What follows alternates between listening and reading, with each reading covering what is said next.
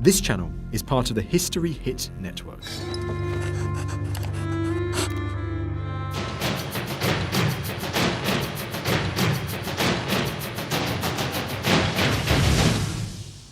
This is Aston Ayr Farmhouse in the heart of Shropshire. Now you might think it looks like any other typical English farmhouse, but what's that great archway doing over the front door? Well, originally this farmhouse was a gatehouse, and the archway was an opening which led across to that medieval hall, across that big courtyard, and over there a whole complex of other old buildings. Somewhere in this jumble of remains lies a unique picture of medieval life, and Time Team have got just 3 days to unearth it.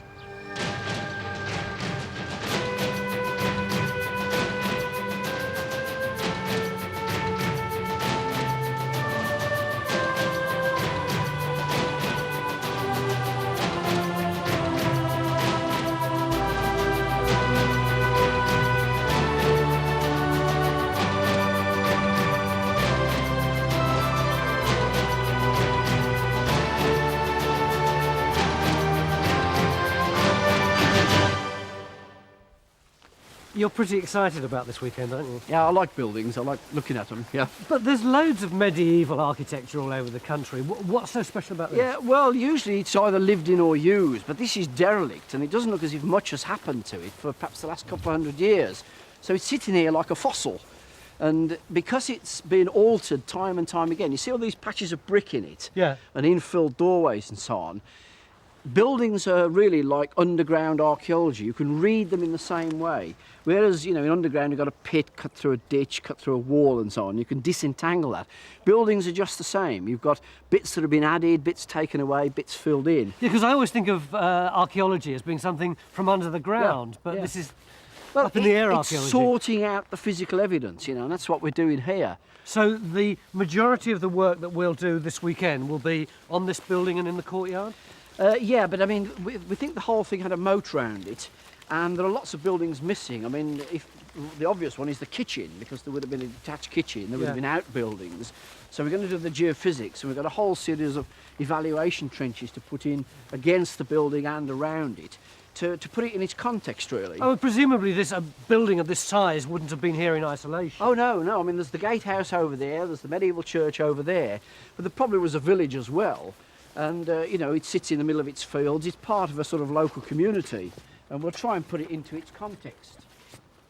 The Great Hall is where the lord of the manor dined with his family and friends. This weekend is the only chance to investigate the whole site before the builders move in, because the owner, Neil Dalton, wants to restore it as a luxury home. Well, yes, when Neil originally applied for his planning permission, we did an archaeological evaluation, but it just basically scratched the surface, and so has left us the opportunity now to find out what the site's really about. And what date is this building?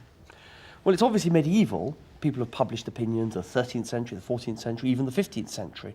But there are a number of points in this particular building, this particular room, which we can see. For example, a window up there, which has got its original 15th century tracery in it. Perhaps the best clue of all is the structure over in the corner there, that rather fine archway.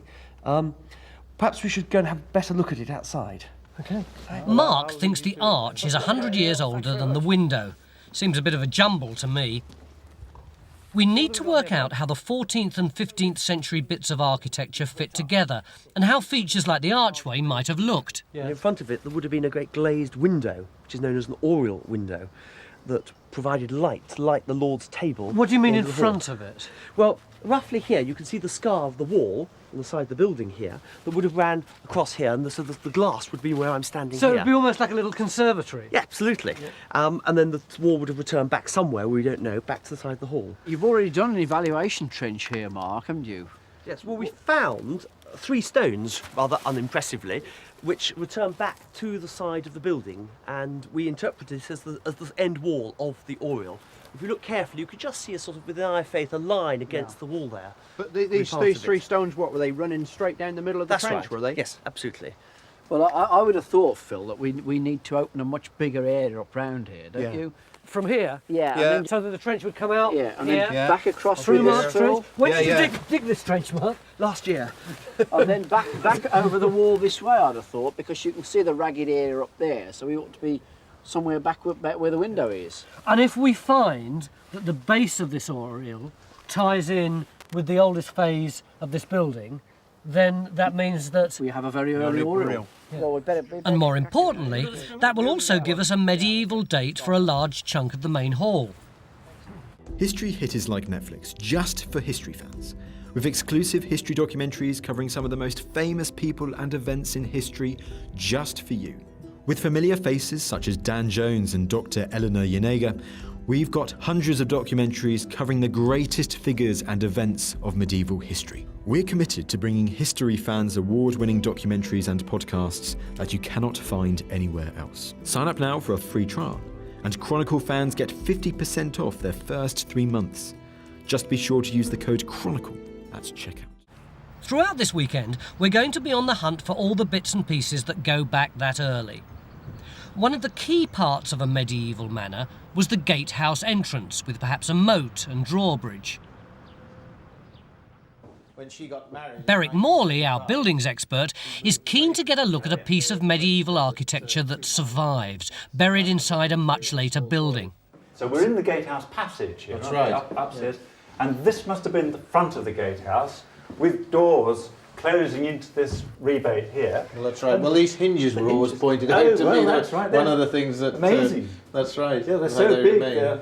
Pintles, we tend to call them. And there's one, the other side, these are the top ones, another pair below, taking great big, heavy wooden oak doors. And that's Yes. the arch of the gateway opening through into the manor courtyard and across to the hall. As well as the stonework, there's masses of timber in all of the buildings which may give us dates for the different parts. Okay, give it a whack. If there are original beams beneath these floorboards, Mick and Beric hope they'll provide good samples for tree ring dating expert Dan Miles. Oh yes, these are really good sized beams. These big timbers certainly look as if they could well have survived since the medieval period. Okay, well, we'd like you to look at these, see if you can get a corner date out of this, but I'd like you to look at the solar as well in the main building, because I think there's similar floor timbers there. What would be lovely if they were the same date. Keep our fingers crossed. Yeah, we better let you get on with it, I think. Start drilling. The pattern of the tree rings in each core is the key to the age of the beam. If Dan can get a date from one of them, it should tell us when the gatehouse was constructed. But to relate it to the other buildings, he'll need to do the same in the Great Hall and Solar Wing, which is the Lord's private apartment next to it. We think there were other medieval buildings here too, so the first task for the geophysics team is to find them. John, where are you off to now? Going to go into the courtyard. Ah, right. You might like to know before you start there some of the. I mean, it looks open at the moment. I mean, it is open at the moment, Yes. but it's actually there've been quite a lot of other buildings there. I think there's this watercolour of 1789 which shows a building in there. That's the gable end of the main hall, and that building may lie along there. How recently were the buildings there? Well, there's an air photograph here from 1971, and you can see they're still there then, and there's even some other buildings in there as well at that date. That's going to make things difficult.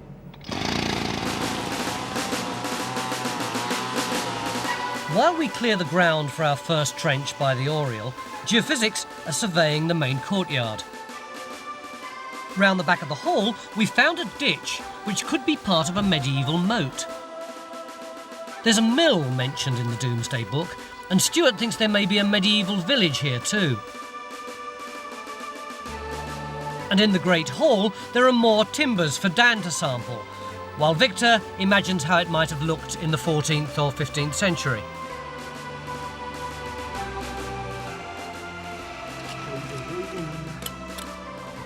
In the trench at the front of the hall, Phil's already uncovered some big foundation stones. Hello, look, Mark.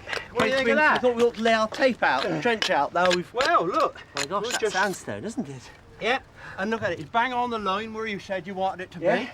And look at it. It's diving right in underneath. So And it's- this whole arch with this is sitting on top of that. That foundation. So if that arch is original, that's original. that's got to be original. Yeah, spot on. So the oriel was part of the earliest phase of the building. Behind the main hall, there's a second courtyard where Carenza thinks she's found an important part of the medieval plumbing, a culvert which brought fresh water into the manor. If we can clean out this culvert, have a look at it within the building, that'll tell us whether it did come right through it. And it then must have run off down this way. And we need to get all this cleared up, obviously. But once we've done that, we might be able to find footings of other buildings and see whether there's any bits of the culvert that join in at all to other avenues that might tell us there are other buildings A here. network of water. Yes, yeah, it would tell us whether there were buildings here, whether it was open. Of course, we do know that it was running down this way, probably back into the moat, and picking up the sewage from the garderobe on the way through there, which is... What, this building? That's right, yes, which is there, basically. Over here? Yeah, it's actually the doorway up there, just That leading there? to it. That's right, yes. And what is a garderobe? Basically, that's the Lord's private loo. So if we can find out how the water flowed through this site, we could envisage perhaps that's a kitchen block where the water's coming in for cooking, and maybe there's other blocks, other buildings here that maybe it's used for washing or something. Then the last thing it does before it goes back into the moat is pick up the sewage. So the moat would have been pretty fetid, wouldn't it? Yes, it would.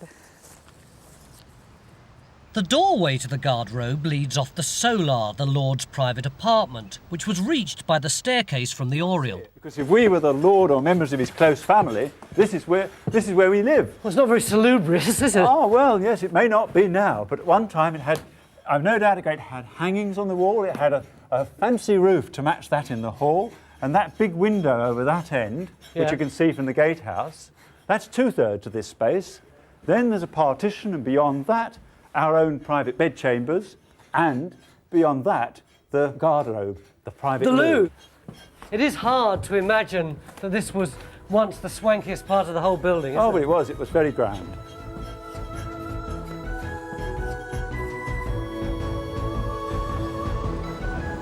One of the most important things we want to find out this weekend is who lived here. So I've gone to meet Paul Stamper, an archaeologist who also knows the local history. Do we know who built this church? We do. It was the first of 3 families who were intimately involved with Aston in the early Middle Ages. The church was built by a man called Robert Fitzeyre, from whom the village takes its name. And we've actually got a copy here of a deed by which in 1138-1140 Robert Fitzeyre actually endows the church. And then if we look at the tympanum... Well, this is a bit good, isn't it? Wonderful tympanum showing Christ entering Jerusalem on an ass. And what sort of year is it? Well, again, it's about 1140, and this is the second piece of evidence of the church having been established at this time. So the Fitzeyres built the church and presumably the manor house? Well, not the manor house as we see it. That's a bit later.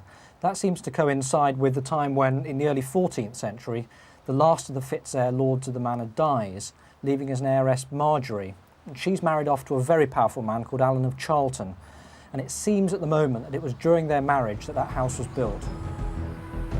So some of the bits of medieval architecture we've been looking at could be the remains of the house that Alan de Charlton built when he married Marjorie Fitzeyre in the mid-14th century. Steve's spending the weekend working on a 3D model of the whole manor. He'll mark in the key bits of medieval fabric as we work out the dates for them.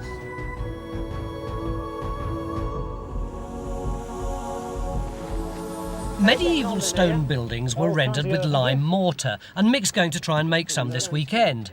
Normally it would take weeks, but with the help of Ian Pritchett, he's hoping to do it in 2 days. Now, can you explain to me very simply what the process involves? Because I come across lime kilns all over the place, you know, and they all seem to be different. So how does it actually work? Well, basically, it's taking limestone, heating it in a kiln or simple clamp. Yeah, we've got bags of limestone, haven't we? We have, yes.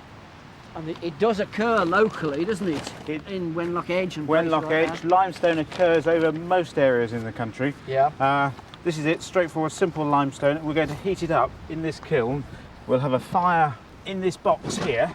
Right. And then the limestone is stacked on top of here in such a way that when the wicker burns away, this forms a self-supporting arch. Oh, right. And then we keep stoking the fire for a period of 12 to 15, 18 hours. And providing we keep the temperature up above 900 degrees centigrade, this will change from being limestone to quicklime. We've cleared the culvert now, and as Carenza thought, it does run through this building, which might be the kitchen, into the inner courtyard. But we still don't know where the water came from, either a diverted stream or the moat. We know a lot about medieval water control systems in various buildings, but it's usually monasteries. But it's very unusual in domestic buildings, in secular buildings, of which this is one. And I don't understand why they should have done this, because it's too elaborate. So for some reason, this has got much swankier plumbing than it should have. It's very, very odd. But we've been debating for a little while now about whether we're going to put some trenches in with a machine across the likely lines of a moat or ponds around the site. But we might actually argue now that we should put one across here and tie whatever this is up with the water system. 4 o'clock day one, and apparently we've hit a problem. What's up, Phil? Well, it's a bit unexpected, really. We've got this rather nice brick yard surface. Which presumably isn't medieval. No, it's definitely not medieval. And, well, being archaeologists, we've obviously got to record it. So you're going to have to photograph this? Yep. Draw the bricks? Yep. And only then will you be able to get rid of them and dig down? I mean, don't make a big issue of it. I mean, it'll take time, but not that much time. I mean, we've got it underway. Planning is being done now, and we've got as much as we can. Obviously, lifting it is going to be a piece of cake. Well, so, it's typical time team, isn't it? You would have thought this was the simplest task that we'd got to do, just dig down a few feet, and we found a whole brick floor. It's like a kind of wall on its side. Well, how long? Hour? Meanwhile, Berwick's trying to unravel another puzzle in the masonry. A couple of enigmatic bits of stonework I wanted to ask you about. The first is round both these buildings there seem to be the same mason's mark on several bits of stone. There's one there. Oh yes, that's a sort of Z. That's reversed N if you look at it that way. Yes, I mean it's there, the same mark up on top of the arch. There's one down here, look, on the doorway, and then one on the solar building right across there. You can see it's showing very clearly. Yes. So what sort of date do you think they are? Well, they're quite firmly cut, and I think that would span the sort of dates that we're talking about here, the 14th and 15th century. If they were earlier, I think they'd be much lighter cut, and if they were very much later in the 16th century, they'd be much more complicated than that. And it's looking complicated by the garderobe as well. Where we'd hoped to find the foundations, all we've got so far is a cobbled floor. And the only sign of a medieval water channel is this puddle. At least the lime kiln's working, but it's nowhere near hot enough yet. It's got to reach 900 degrees and stay there till well into tomorrow. Otherwise we won't get the quicklime for our medieval mortar. So it's the end of day one, and at last we've managed to get this brick course off of trench one. Phil, how's it going? Well, look, we've got enormous big stones sitting in the natural clay. And what else we've got? Our first piece of medieval pottery. 13th to 14th century. A find. We've actually got our first find. Very good. Berwick, what do we know about the date of the medieval hall? Well, we already know it's 15th century in its latter form, and what we now know is the roof that's missing we can reconstruct, because in the gatehouse, reused much later, is part of the timbers from that roof. It's only one timber, but it's such an important timber, it'll enable us to reconstruct the whole roof. And can we date the gatehouse yet? Well, we can, because that tree ring dating that we started this morning, the results have come through, and we've got a date that's between 1332 and 1362.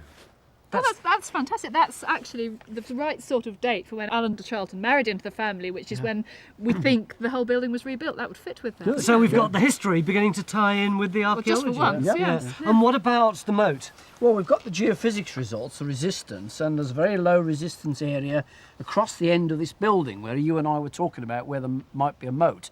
So I think tomorrow we do actually put a trench across there and see if we've actually got the profile of the moat in there. That would be great, because I mean we're looking round the back of the main hall here. We've got the culvert. We think we may have it coming through, and we're hoping we may find the remains of the garderobe as well. But what we really need to know is much more about, was there a moat? Where did it go? How did the water come into the site? How did it get out of the site? We need to get all that done, the excavation and the survey for that. So it's really tantalising. We've got all these little snapshots of what life was like around here over a period of about 3 centuries. The old house, the roof of the hall, the little piece of pottery, the mystery in the trench. But what we haven't yet got is the big picture. And let's hope that it starts to come into focus tomorrow.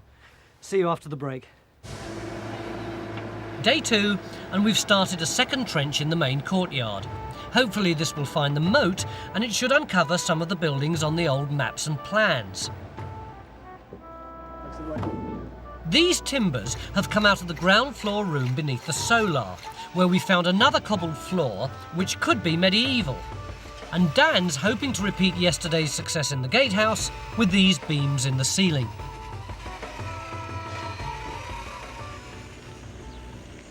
Just across the road, Stuart's found a series of shallow dips, which are all that remain of a medieval fish farm belonging to the manor.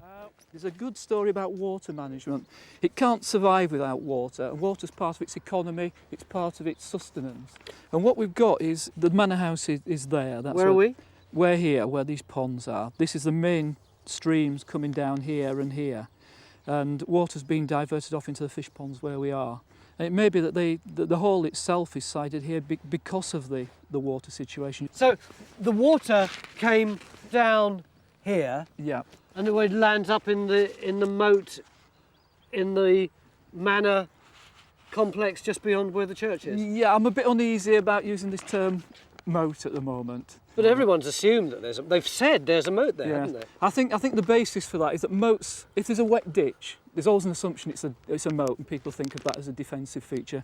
In the early 14th century, houses are starting to become more display type features. You're making a statement about how wealthy you are and how important you are. And Mick was saying that culvert is actually really very high class. Looks like something you would associate more with a monastery. So Yes. it looks like they were throwing quite a few bob at this house. I would think so. The whole water management scheme here looks quite complex. This is the roof beam from the Great Hall, which Berwick spotted yesterday. It's been reused in a later chimney breast in the gatehouse. It is wonderful. But it's beautifully cut. And it's cut not for a fireplace like this, but for somewhere where it stood out in the open. You feel round, because not only you've got a moulding this side on what's now the front, run your hand back and you'll find it. Let's get Dan's torch and then. Yep, you'll find the moulding runs right the way around the back as well. Right, so they wouldn't have done that not to see it, would they? This comes from a whopping great big roof. It looks like nothing on earth, doesn't it? Well, with all this black gunge all over it. Well, the black gunge is important because it's all over it. Yeah. Not just from this fire, but earlier on, right out here, there's smoke blackening. And so it must have been in a big building with an open fire inside it. So this is a timber up in the roof that's picking up all the, the smoke going through, right. And there's more yet. The curving form of it comes down as a collar high up in the roof, and that curve would be continued down by another piece of timber that brought it right down to the wall head. Right. And we've got a bit of that other timber. Right. Here it is, look. Yeah. It follows the curve. It's jointed in. But it's jointed in. And I've actually done a little drawing. It's only a rough sketch, but right. So we can see how that fits into the whole roof. And of course it's at that angle now, isn't it, with the flat top? That's right. And we've got Victor already doing a reconstruction of that, so people can see what it looks like. The other thing is, I mean, we're going to be able to get a dendro date out of that. Well, there is a piece of problem. timber. The rings on this are a bit wide and possibly not showing the variation that they ought. Right, so we haven't got enough rings really to fit it into a sequence. No, we haven't, but we're actually fortunate in that the shape of this roof, with a large gap between the two arches, is something that is fairly common here in the early part of the 15th century. Right, so we're going to use stylistic grounds rather than that day. If the beam is from a 15th century roof of the hall, it's 100 years later than the solar and the oriel. It seems there are 14th and 15th century elements muddled right through this building. Steeper pitch of the roof, perhaps. Just remoulded undersides. But our second trench hasn't found a moat as we'd expected, just the remains of a Victorian shed. And in the inner courtyard, progress is slow as well. We're still looking for the water channel running down from the culvert, but the cobbled floors covered everything. It's the middle of day 2 and we're back where we started, in front of the gatehouse. Now, up until now, everyone has assumed that there would have been a moat round here originally, until Stuart said he wasn't sure that there was. John, you've geophysicked here now, haven't you? Yes. Have we got any evidence of the moat? Whoa, Whoa, what does that mean? Well, I've got you a pipe.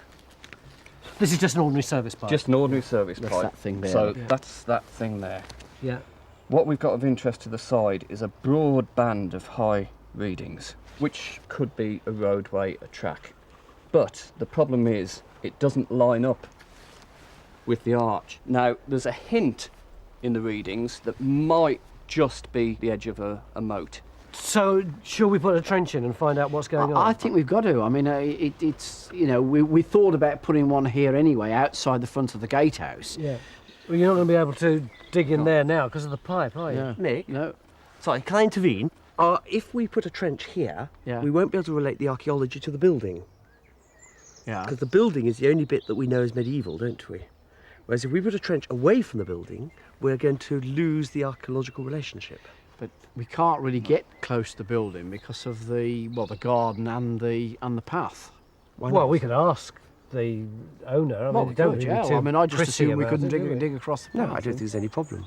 Right. There's no inhabitant. We'll put it back tomorrow morning. So, in other words, we take the trench that we've laid Extend it out right here and across. just extend it right to the building. Yes, we need to relate probably to the medieval building. I don't know where you've lined the trench. Well, we've got a problem with a pipe, Mark. Coming out of the front Or door. what looks like a pipe on the geophysics, a water pipe or something like Right. that, which you know is right where we don't want it because it's right up against the front of the. We can avoid that.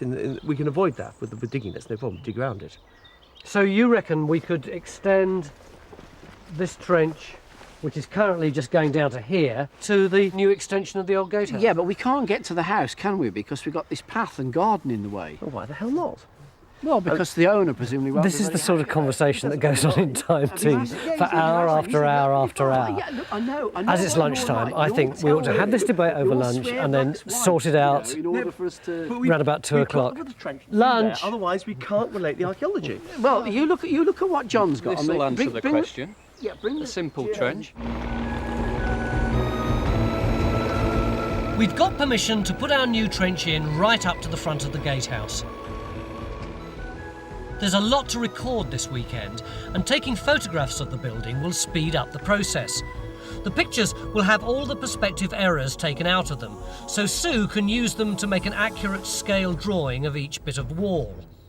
The drawing makes it easier to see the different phases of construction, and that will help Berwick catalogue all the alterations to it over the centuries. In the main courtyard, Phil's found part of a medieval jug handle.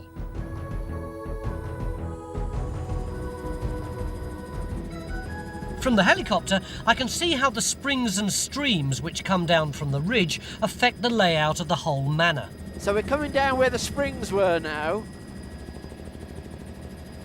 And I can see Stuart's ranging poles ahead there. Yeah, well, once they get to the edge of the village, they've obviously diverted them into some fish ponds. Put little dams across the valley, made some little tanks. They're dry now, you know, it's just grass, but you can see he's marked them out for us.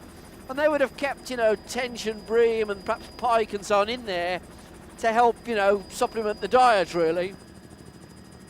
And then just below that, we've got the road, probably with more village. You see the earthworks along the road. This is an old road, is it? It looks like it, the way it's sunk in. Over the church, which you know is about 1150, was a chapel for much of its history. And then we come to the manor complex. With the water still going downhill? Yeah, well, it's coming through a spring in the corner there, and then through our conduit over there, and under the back of the buildings. And then, you know, we don't know yet whether there's a moat round the back here, taking the overflow from the springs. And then it goes off down into the stream down there? Down the bottom there. At last, we seem to be getting somewhere in Trench 2. Oh God, you've got a lot more's come out there, hasn't it? This is getting really interesting here, Carenza. Look, we've got what looks like a front wall to a building, Right. of which that is the back wall. When I was here earlier, we were right up at the top of the track, That's and that was right. building 18. That's right. So we're now down at this 19/23 one. 23, the evidence for that actually comes from this watercolour, which was done in 1789. So if we reckon that most of this is 18th and 19th century, if there is anything medieval below it, how long do you think it's going to take you to get down to it? We got a lot of work to do, yeah. I think it's going to be well into the afternoon. I still feel I don't know much about what life was like here for the Charlton family in the 14th century, but Paul's managed to find out a bit more.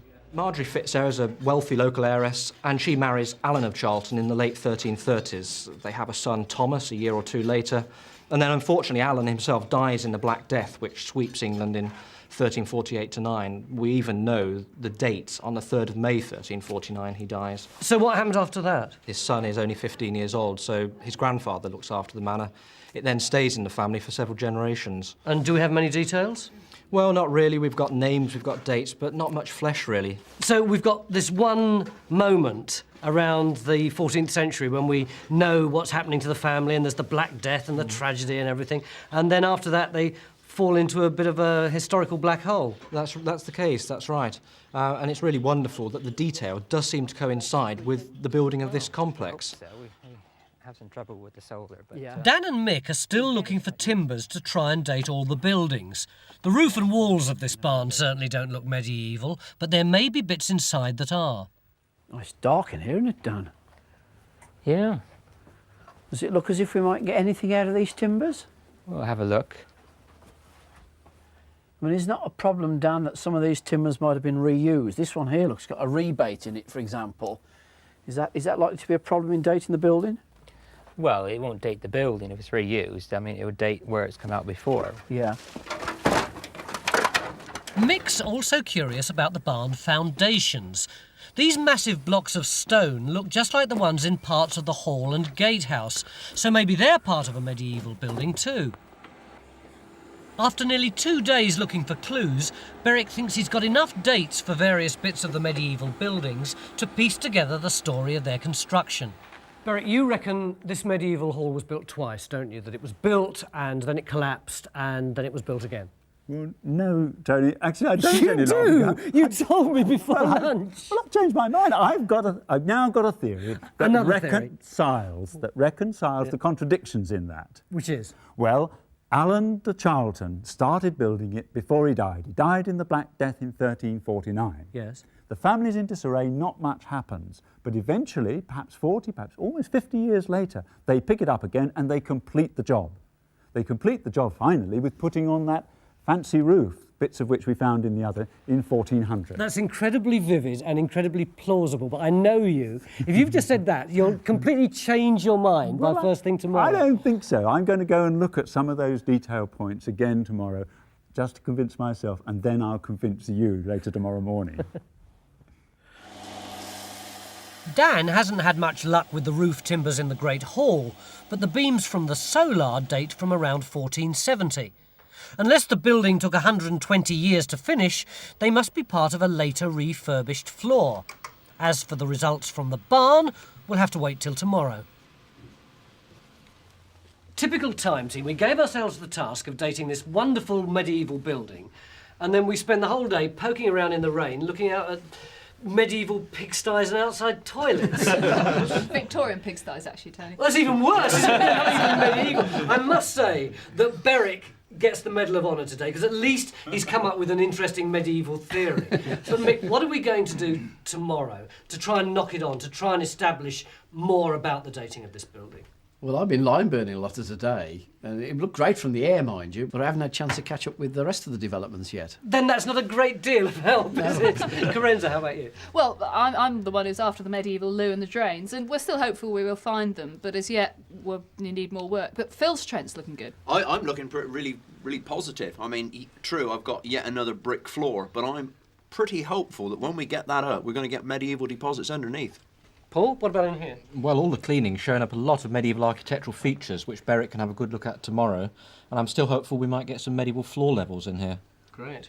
I must say, all day, I've seen that big trench covered in those infuriating red bricks. They're protecting it. They may be protecting our most important medieval deposits. Yeah, well, let's hope they don't have to protect it tomorrow. Let's rip them damn things up. Tomorrow we will rip up the red bricks and hope there's something medieval underneath. See you after the break. Cheers. Cheers, mate. Beginning of day 3, and as you can see, we're all hard at work. Ian, why am I dressed like this? You might well ask.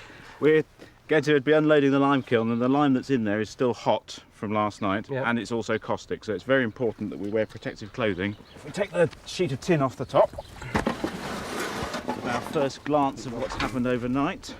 What we're looking for are those that are very light in colour, and also like these here, look, which are that's right, much lighter, and also feel nice and feel lighter in weight.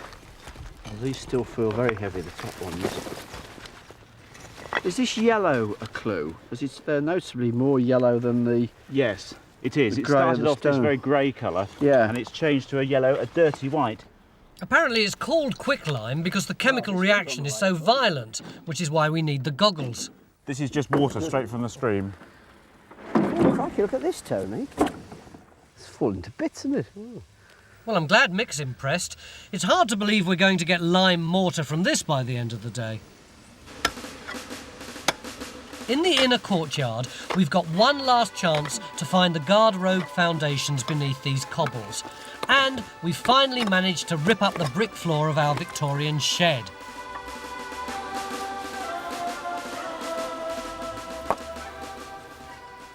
Phil! Yeah! I've got your watercolour. Why do you want this? Well, we've got your bricks off for you. Yes! We've got another floor surface. But I think that this floor is the one that the Reverend Williams would have seen when he painted this picture in 1789. Here, grab hold of that, Mick. Oh, great. Yet another floor to dig through before we get to the medieval. Look, we've got a culvert in there. Ah, right. So what sort of date are we thinking of for that then? Or are you thinking of a date at all? I think it's got to be medieval of some sort. The mortar is very, very similar to what goes on in the hall. I mean, it doesn't look wide enough to have had a full wall to a good height. It perhaps had a timber-framed structure on the top, perhaps. It's certainly in its later life. We can see how tall it was because of the imprint in the end wall of the hall there. Yeah, you can actually see. We need a stick, Tony. Well, here we are. Makeshift stick. You see this white lime plaster on here? Yeah. Well, you see it stops at a goes line up there that's and it goes up Oh, I to see, a point. it's actually a V shape. And look here, Tony, is where the roof timbers went in. There and there, look. Yeah. And we think it probably had a lean-to roof on here, look. Right down to there. It's all still here in bits and bobs on the side of the building. There's a bit of me saying, why do we care?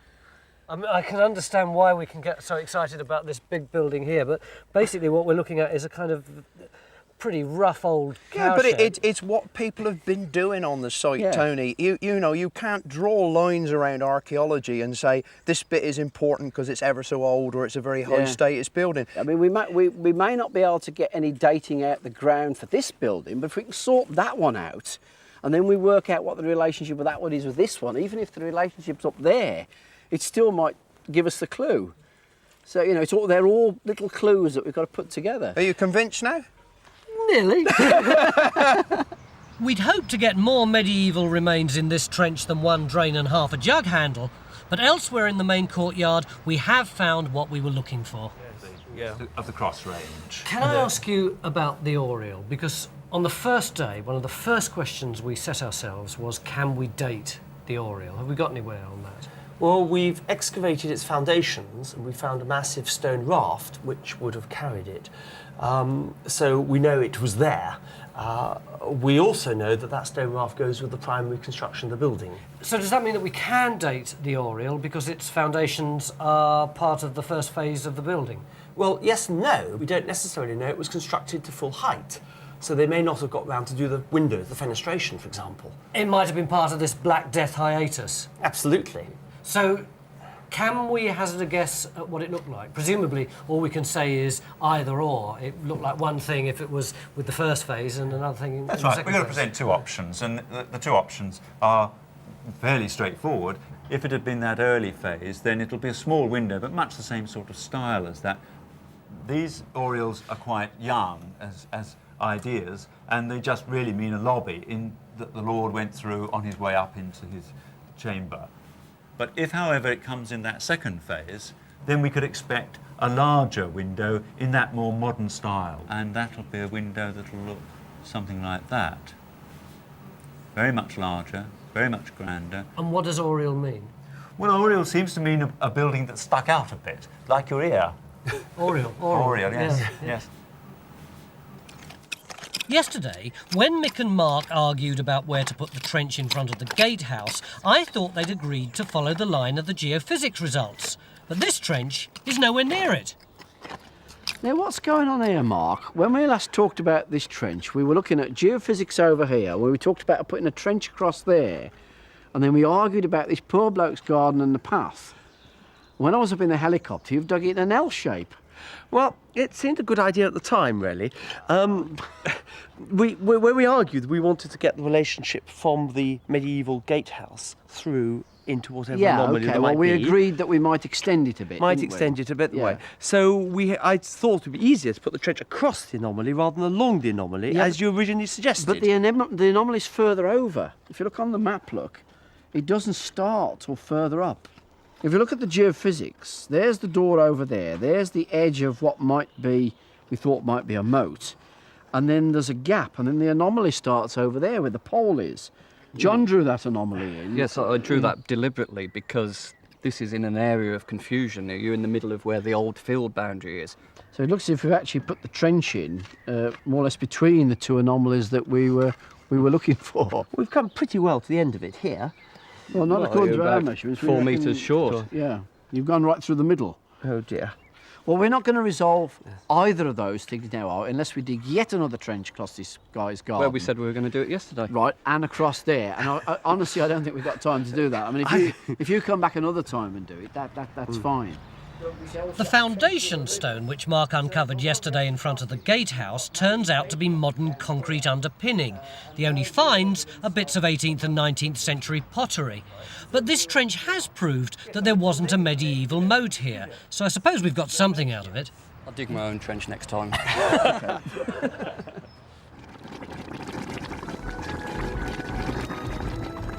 The quicklime's boiling purely with the heat of the chemical reaction. The gravel for our mortar is probably from the same stream as the medieval masons used. Not all the rocks have dissolved, but we've got more than enough good sticky lime mortar. It's mid-afternoon on day 3 and Carenza's just called me round to the inner courtyard. Can I come on your trench? Stop there. Remember the cobble floor? Yes. Saw this morning. We've taken that off, looking for the guardrail pit. All we found was that post held by your feet. Yes. You can see it just with a bit of wood in it. And we didn't seem to have anything. All we'd got was this green stone here that was dipping away and covered by some reddish clay. And we were sitting there, oh no, God, this is it. We haven't found it. And then we thought, well, there's brick in it. We might as well take it off. And we found, we couldn't have found anything better really. We found this very sharp cut from the edge of this green, which was filled with this red clay. Really striking contrast, and you can see what we've got, this sharp vertical edged slot. This isn't a drain, there's no sign of water washing.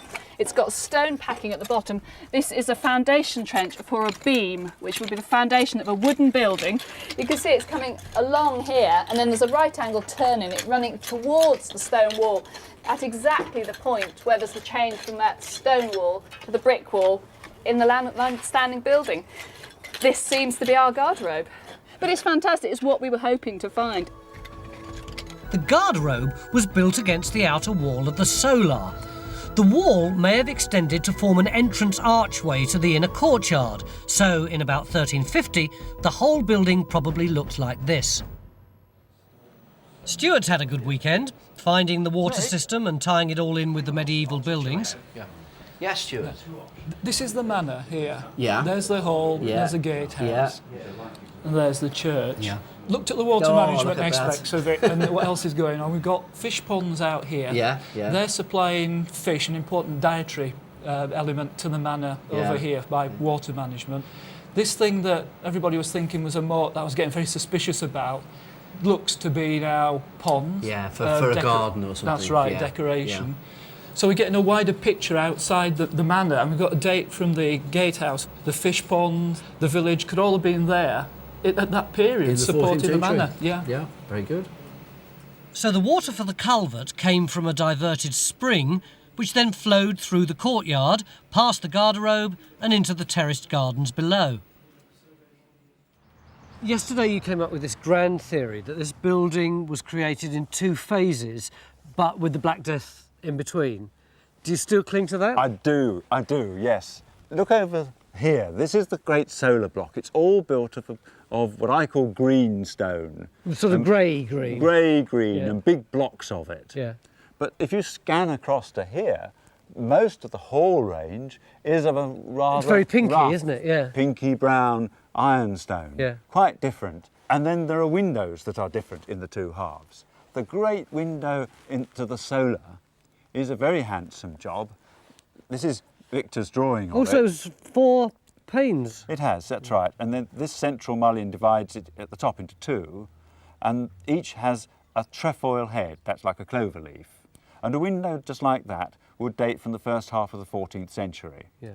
But if we go inside, we'll see a window in the other part, the part with all this brown stonework, Yeah. that must be, I guess, getting on for 100 years later. And that's it, the one over there. It's blocked with brick, but it's the same trefoil heads. But above the trefoil heads, there's a little bar going up, and that makes the difference. That sort of window has to be a good deal later. So those windows are very different in date. But equally, there are windows around the building that are identical in date.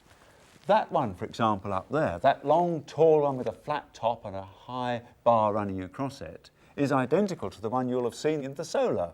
Yes, yes. And those are in these 2 separate parts of the building. And all these dressed parts, that's the window frames and the door frames, have a mason's mark on them, the mark of the man who cut them. And it's the same man, a man who puts a Z on his work, right the way through the building. So are you saying that Mr. Z made all these parts? He did, Stacked yes. them up. Some of them went in straight away, and the rest were left lying in the garden and were used sometime later after the Black Death. That's right, yes, and he made all the difficult bits of the building, but he'd only built the solar end before the Black Death caught the family. And then they picked up the thing 50 years later, they went to the yard where all the stuff was stacked and safely stored, and they started building again. The one thing they didn't do the same, of course, was to use that green stone. They went to a different quarry and used the brown stone instead, and it was all going to be rendered over, so it didn't make much difference. So is this the authentic way of doing it then, Ian? This is pretty close to the authentic way. We've got all local materials, and it seems to match almost exactly the mortar that we've taken out of the building. Yeah. And is this the same sort of stuff that really goes back to Roman times? It hasn't really significantly changed since Roman times. The Romans really developed the technology and were masters of lime mortar. Yeah. And this is pretty similar stuff. There's a big stone there. Look. So would the whole building have looked like this then? It would have had this very, very thin, smooth render over the whole surface. Yeah. But these green sandstone coins wouldn't have been covered with render. The big blocks up the corner. The big blocks up the corner and the dressings around the windows would have been unrendered, but all of this rough rubble work in between would have been rendered. So their initial purpose was really to make it look good. Finally, the entire wall would have been coated in a lime wash made from the same mix as the mortar, so it would have ended up looking like this. It's 7:45 on our final day, and we've got to stop pretty soon because apart from everything else, everyone's got to get back to their work and their universities and whatever tomorrow. But we've hit this crisis. It's exciting, but it's a crisis anyway. We've got some strange shadowy feature just starting there, going through there, where you're digging, Phil, yes? I am indeed. And over here, then it disappears under this building, i.e. it's older than medieval, and we see it reappearing here in this dark shadow along there, and we don't know what it is, but it's big. And at the same time, we've already discovered this beam slot here. Now, we reckon that just about here, there is a doorway. Now, we're guessing that the doorway would have been halfway through this house, if it was a house, which would mean that theoretically we ought to find another parallel beam slot here. But we've got to dig it in order to find out, and we've no time left. And despite frantic efforts by the whole team, including my own high-class shovelling technique, that was all we found of an earlier building. The beam slot running down the side of the courtyard turned out to be a Victorian drain. But we do know what we came to find out. Just how did Aston Air develop from the 14th century onwards? The dates for the gatehouse timbers were between 1341 and 1352, when Alan de Charlton was married to Marjorie Fitz-Eyre. The 15th century roof beam and window in the hall fit Berwick's theory that it was finished off over 50 years after the gatehouse. The barn timbers dated from 1612, but the massive stone foundations could have belonged to a medieval building. The story of Aston Air is one of continuous alteration through 6 centuries. After 3 days here, I'm wondering if it ever got finished at all. Perhaps Neil Dalton will rebuild it, but if he doesn't, he'll be continuing a long and fascinating tradition.